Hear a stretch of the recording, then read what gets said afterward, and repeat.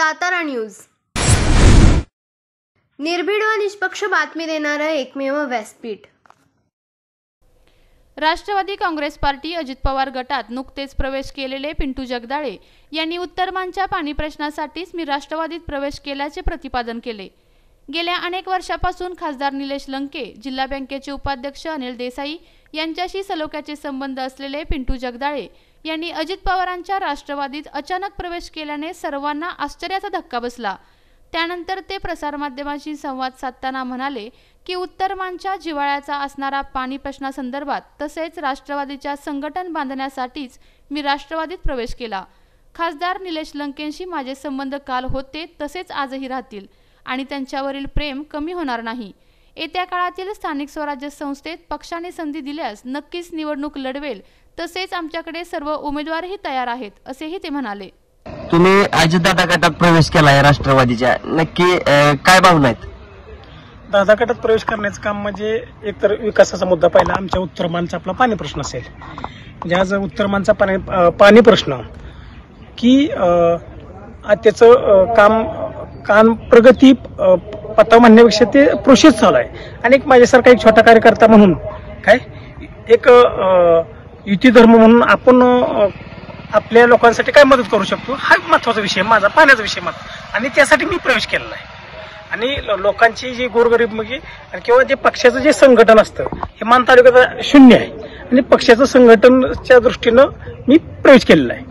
तर आता नुकतीच राष्ट्रवादीची कार्यकारिणी जाहीर झाली, तर तुम्हाला कोणत्या पदाची अपेक्षा आहे नक्की?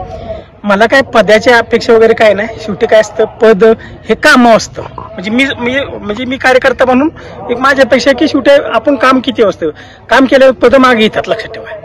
पदासाठी मी कुठेही कधीही गेलो नाही आणि जाणार पण नाही।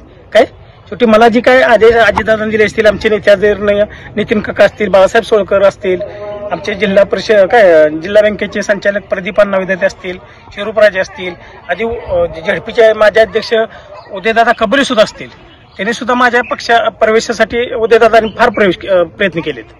तर मान तालुक्यात अजितदादा गटाची मोर्चे बांधणी तशी कमीच आहे, मग तुम्ही अजितदादाकडे जाणं काय स्वीकारलं नक्की?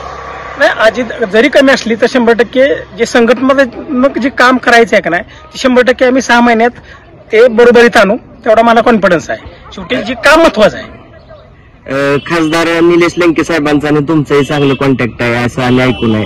100% लंके साहेब हे माझे गुरुच आहे। शेवटी काय असतं ते त्या मतदारसंघात पडतात किंवा शेवटी मला इथल्या स्थानिक लेवलला काय अडचणी येतात इथल्या राजकारणासाठी। लंके साहेबांचं माझं प्रेम आज पण तेवढं आहे, म्हणजे 2009 पासून जेवढं आहे तेवढं आज राहील, उद्या पण तेवढंच राहील। येत्या काळात स्वराज्य संस्था आहे, स्थानिक स्वराज्य संस्था, काय तुमच्या गटाची मोर्चे बांधणी असेल? काय नाही, पक्षाने तिकडे दिलं तर 100% मी उभा आहे। काय आणि माझ्याकडे आता उमेदवार सगळे ते तयारच आहेत, फक्त युती म्हणून लढायचं का स्वतंत्र लढायचं हा पक्षाचा निर्णय आहे। शेवटी नेते नितीन काका हे निर्णय घेतील, जिल्ह्याचे नेते आहेत ते। आपल्या तालुक्यातील जिल्ह्यातील बातम्या सर्वप्रथम पाहण्यासाठी आजच सातारा न्यूजला YouTube चॅनलवर सबस्क्राईब करा, लाईक करा, शेअर करा आणि बेल आयकॉन प्रेस करायला विसरू नका।